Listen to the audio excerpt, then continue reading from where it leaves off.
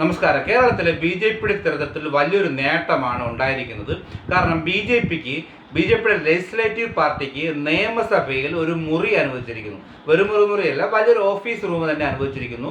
3rd ഫ്ലോറിൽ 303 number മുറിയാണ് ബി.ജെ.പിക്ക് വേണ്ടി അനുവദിച്ചത്. അതായത് ഒന്നിലധികം MLA-മാരുള്ള പാർട്ടികൾക്ക് ആവശ്യപ്പെട്ട് കഴിഞ്ഞാൽ ഒരു മീഡിയ റൂം ഉൾപ്പെടുന്ന ഒരു വലിയൊരു റൂം നിയമസഭയിൽ അനുവദിക്കണമെന്നാണ്. ആ നിയമം അനുസരിച്ച് ബി.ജെ.പി നിയമസഭാ സ്പീക്കറോട് ആവശ്യപ്പെടുകയും നിയമസഭാ സ്പീക്കർ ഒരു പ്രധാനപ്പെട്ട റൂം തന്നെ അനുവദിക്കുകയും ചെയ്തു. കാരണം ദേശീയ പാർട്ടി എന്ന നിലയിൽ തന്നെ.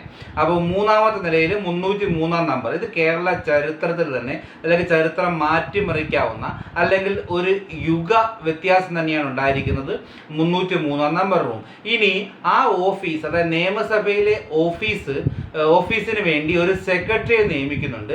യുവമോർച്ചയിൽ നിന്നും ഒരാളെ റിക്രൂട്ട് ചെയ്ത് നിയമിക്കാനാണ് ബി.ജെ.പിയുടെ നിലവിലെ തീരുമാനം. അപ്പോൾ അതായത് ബി.ജെ.പി പാർലമെന്ററി പാർട്ടി അംഗങ്ങൾക്ക്, അതായത് 3 MLA-മാരാണുള്ളത്, അവർക്ക് അന്നേ ദിവസം നിയമസഭയിൽ സ്വീകരിക്കേണ്ട നയപരിപാടികൾ എന്തൊക്കെയാണെന്നുള്ളതൊക്കെ ചർച്ച ചെയ്യാനൊക്കെയാണ്. കൂടാതെ ഈ അംഗങ്ങൾക്ക് മീഡിയയെ കാണാനും പത്രപ്രവർത്തകരെ കാണാനും ഒക്കെ ഈ റൂമിൽ സൗകര്യമുണ്ട്. അപ്പോൾ അതായത് ബി.ജെ.പിയെ സംബന്ധിച്ച് വലിയൊരു നേട്ടം തന്നെയാണ്. അവരുടെ ചരിത്രത്തിൽ, കേരളത്തിൽ ബി.ജെ.പിയുടെ ചരിത്രം മാറ്റിമറിക്കുന്ന ഒരു അവസ്ഥയാണ് ഉണ്ടായിരിക്കുന്നത്. 3rd ഫ്ലോറിലെ 303 നമ്പർ മുറി ബി.ജെ.പിയുടെ സ്വന്തമായി മാറിയിരിക്കുന്നു. അപ്പോൾ നിങ്ങൾക്ക് വീഡിയോ ഇഷ്ടമായി ലൈക്ക് ചെയ്യണം, സബ്സ്ക്രൈബ് ചെയ്യണം, ഷെയർ ചെയ്യണം.